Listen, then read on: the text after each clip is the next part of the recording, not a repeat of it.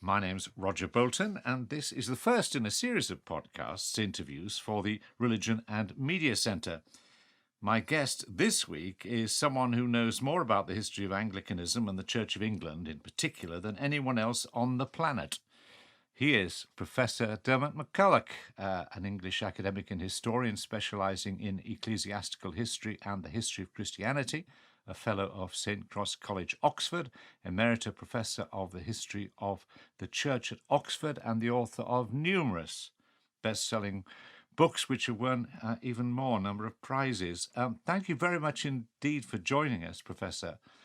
In a way, you were born into the Church of England, weren't you? Your dad was a priest. Yeah, absolutely right. And my grandfather, a priest as well, of the Scottish Episcopal Church, so not the Church of England.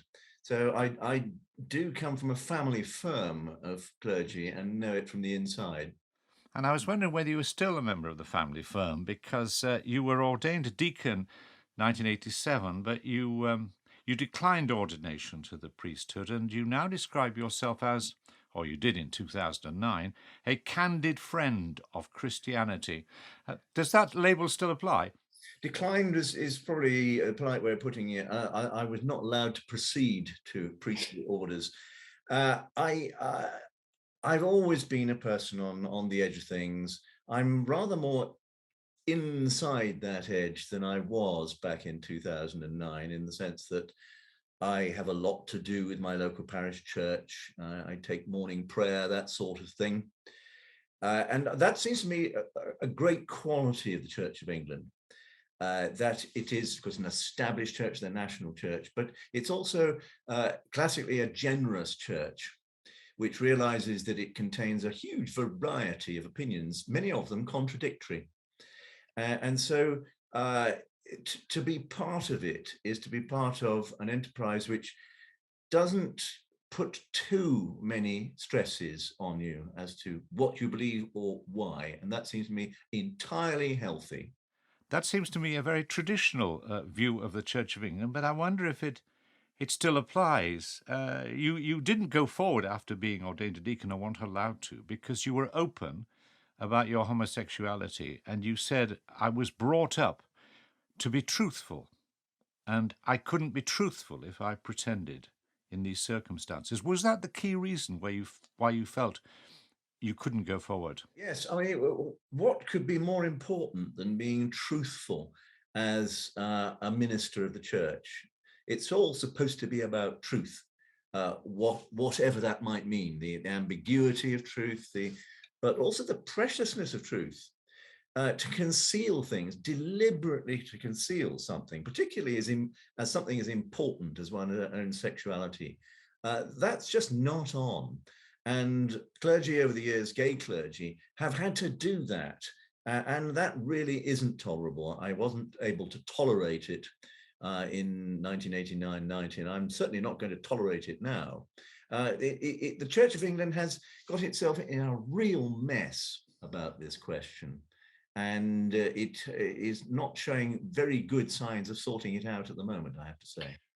Well, at the Lambeth Conference, which has just started, the 15th Lambeth Conference, delayed rather by the COVID epidemic, it runs from the 26th of July to the 8th of August.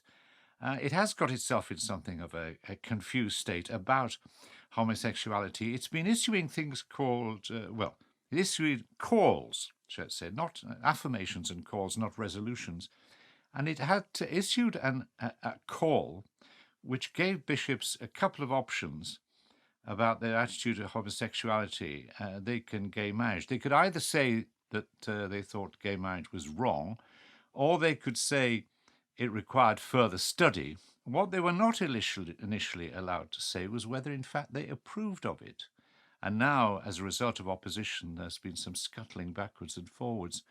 What do you make of all of that? I'm astonished by I'm astonished by the sheer incompetence of all that. Here is a conference which has been delayed, and it's not just been delayed by COVID, it's been delayed by the fact that the Archbishop of Canterbury and those leading it wanted to get it right and make sure it was not confrontational. And then this huge act of incompetence and confusion, and also, frankly, dishonesty. There was something dishonest about these 10 calls. They're also rather unsatisfactory in that these are 10 calls made by 10 male bishops. And the Anglican Communion is much more than male bishops. And right at the last moment, one of these calls, which is about, ironically, human dignity, had this extraordinary sort of catch-22 statement. Here's the classical view of Anglicanism, and it is not the mind of the Anglican Communion that you should have same-sex marriages. And you couldn't say, I don't believe that. All you can say is, oh, I might think a bit more about that. Now, that is so stupid. And it is also not what the drafting committee of these calls actually intended. Some of them said, we don't know what happened. When the document left us, it didn't have that in it. Yeah, the Bishop of Toronto, for instance, said this. He was not party to this statement. It wasn't there. Now, who slipped it in? And with what motive? And who signed that off? No one has yet told us those things. And this is the real problem about the leadership of the Church of England at the moment. It seems both incompetent and devious. And this is the worst possible quality in church leaders. I was talking to a bishop yesterday who said, why do we light unnecessary fires and then spend a lot of energy, all our energy, extinguishing them? Do you share that view? That's a rather good way of putting it, yes. And it's interesting, the fire is about sex, isn't it? It's all about sex. And it is quite clear now that there are two opposing views in the whole worldwide Anglican communion on this. And one of them, it likes to call itself traditionalist, and the other is more open to the realities of human life, as well as looking at the realities of the theological tradition and what the resources there might be in them. And these two things are clashing over sex. Why over sex? Because in the tradition, there is a clear bias on one question about sex, and that's same-sex relations. It just doesn't seem to be possible for so-called traditionalists to move on because they're fixated with a particular view of what the Bible says. The Bible is not in favor of same-sex relationships, and that seems to be a product of the various times in which it was written. That's a function of the various times in which the Bible was written, but that's a phase. Let's face it, a phase in the creation of a religion called Christianity. Christianity is actually a very new religion. It's only been around for 2,000 years, a tiny, tiny fraction of human experience. And you would not expect it to get everything right in that time. It's got to dialogue with these books from the past, but it's a dialogue, a conversation. It is not just listening to what the books say and saying, okay, that's the end of the story. Well, what's happened in the Anglican Communion over the last few days has raised again the question of whether it has any value. In 2008, we were all prepared for the last Lambeth Conference, the thing to blow apart, and yet somehow the then Archbishop of Canterbury, Rowan Williams, managed to diffuse the issues and suggest to delegates who disagreed about sexuality there were rather a lot of other things they might wish to talk about: climate change, wars, famine, the relationship between the major faiths. Now, of course, 14 years on, climate change is even a greater problem. Do you think there's still value in the Anglican Communion if it can address other issues than sexuality? Oh, I do, yes. There's an enormous value in it. It's got a shared history. And it's also got at its best, this rueful quality of being able to hold people, be hospitable to people with entirely different opinions. And this has actually been the case since its very early days in the 16th and 17th century. The issues were different, but the question, which is actually very basic to Christianity, what is the nature of Eucharist, the Mass, the Holy Communion, when bread and wine are shared? What's that mean? Well, there are violently opposed views on that in the history of the Anglican Communion, but it's a communion and not a church. And the trouble about the Lambeth Conference is that it gives the illusion that there is an Anglican church worldwide. And if you've got an Anglican church, it's probably got a leader, and that leader is the Archbishop of Canterbury. That's an entirely wrong way of looking at Anglicanism. And it's why it may be time to pull the plug on Lambeth conferences, because they're inclined to give that illusion to what should be a much more delicate, nuanced thing, the Anglican Communion. And the danger with the Lambeth Conference at any stage is that it damages this very fragile thing, this structure, the Anglican Communion. And just because it's fragile doesn't mean it's valuable, but it's like a fragile piece of sculpture or an ornament. You don't mess around with it. You don't use it as a football, and that's the problem with the Lambeth Conference.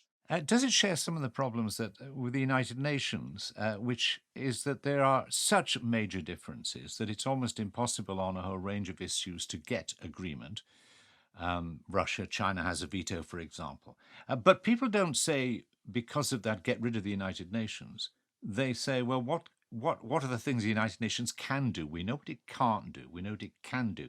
Do you think that needs to happen with the Anglican Communion, that it should recognise its differences, but not put them aside, but put them back a little, and then focus on a range of things that are more important? And what would you say those things ought to be that it should now focus upon? Well, you've named them, Roger. We are facing extinction as a race, as a species, because of climate change. We have huge world inequalities, poverty, which stops people being themselves. These are big questions. These are the questions that really matter. And sexuality is just going to go its own sweet way. Frankly. And is the implication that if the church doesn't have anything to say on these non-sexual, vital matters, in a way it will appear irrelevant to people? Well, it does. And that's one of the reasons why church going has become a minority pursuit, because people look to a church and they don't see anything that they really feels very important. And what they do see, which is important, is churches saying bad things about their sexuality. Why would you go to such an institution? Well, I do, but I don't think this is the occasion for me to explain why I do, but for a confused range of reasons. Why should one go to such? Yes, yes. Well, I have to explain this to my children, actually, and I do say, because in talking to my children, because things like, if you believe and you try to follow Jesus, you believe in society above all. We're not just a collection of individuals. We belong to a worldwide society. You believe that faith has everything to do with everything. And therefore, it has to do with climate change. It has to do with our relationships with people we disagree, and so on. But it is very difficult to get past the Victorian church, which stands in our way, both in terms of buildings and in terms of language often, certainly in terms of hymns. How do we change it? How's the Anglican Communion changed that? Sorry, that's a whole that's too much. Let me go back and go to the Anglican Communion, and rather than go through my own personal agonising, and suggest whether it would be a good thing if the Lambeth Conference A stopped calling itself Lambeth, B wasn't held at Lambeth, and C didn't automatically have the Archbishop of Canterbury at its head. All those things would be good, but still it would be a sort of worldwide gathering of bishops, and there is more to the church than bishops. And there is more to the church than the implication that these bishops can get together and do something useful when they do. Individually, my experience of bishops is most of them are basically good things, but get them together. And the timidity, the stupidity, the blockishness of the collective is a very bad thing. And you just multiply that by factors of 10 when you put them in Lambeth or in Canterbury in physical terms at the moment. And you also add things to the mixture which are just awful, awful messages to the world. Like some of these bishops are in same-sex partnerships, happy, fulfilled, an example to their congregations. But the partners, the spouses, if you like an old-fashioned word, have not been invited. They've been marginalized. They're not there like a traditional clergy wife like my mother in her hat with berries on, running the Mothers' Union. They're being treated as something other. And that's just awful symbolism. I wonder if we could turn then to the Church of England, because as well as the Anglican Communion going through very difficult times, there's a big argument going on within the Church of England, obviously, about its future. And there are some who take the view that a group of people of, shall we say, evangelical persuasion, who put a primacy on conversion, are trying to run the church from the centre. And another group take a rather different view of what the church is. They prefer a almost devolved church, which doesn't ask too many questions about people's faith, but welcomes them in. Do you think that's a real argument now? And do you think it's a dangerous argument? It is dangerous. There is an exclusivity about conservative evangelicalism of a certain sort. I mean, symbolized very brutally by a locked church door. When I see a church, when I go up to a church I don't know, and the door is locked, then I think, right, this place isn't for me. But when I see an open door and perhaps even a literal sign of welcome, I think, okay, this is my place as well as their place. And they've been generous enough to open it up. And you think back to lockdown and when churches were almost universally closed, that was a terrible decision. I actually knew of churches in the depths of a part of England I won't name, where the churches were obstinately open through all that. I do too, not least eventually my own church, where basically the parishioners just revolted. And they say, we quite understand about COVID, we need to protect people and so on. But the idea that you close the church is deeply offensive. And I think the Archbishop of Canterbury, to fair to him, has acknowledged that he probably was a mistake. And the Archbishop of Westminster told me that he was had a pretty vigorous argument with the government, pointing out that food banks, whole raft of things central to the community were built around the church. And if you closed the church, you closed not only a building, but almost you closed off a section of society. I'm glad to say that my own parish church was galvanized by that locked door and opened it as soon as possible, and has opened itself much more to the local community than in the past. It now has what we call a parish pantry inside the church, and it's there and it's labeled, take no questions asked, don't take too much because other people might need them. And that's exactly the image that I want of a local church. It's a community, yes, it's a set of people who know each other and have a common identity, but they are open to others. That seems to be the generous, essential quality of the Church of England. But there are people who will say, of course, that's wonderful in one way, but the danger is that you stand for everything and nothing. No, of course, it isn't like that. You stand for the principles of worshipping God through the Christian tradition. And that's not negotiable. And it's just there. It's expressed by the nature of the building and so on. But it's what you do on top of that. And it's also that quality of generosity which does not demand things of those whom you're approaching from outside. But you've written, of course, the most outstanding books about the Reformation, where justification by faith was something for which people would die. Are you now saying, in a way, they were mistaken, and that such a concentration on justification by faith is not appropriate now? They were promoting a good, which was to get rid of a certain sort of late medieval guilt and futility in the practice of religion. But the trouble about promoting one good is that you may well miss another one.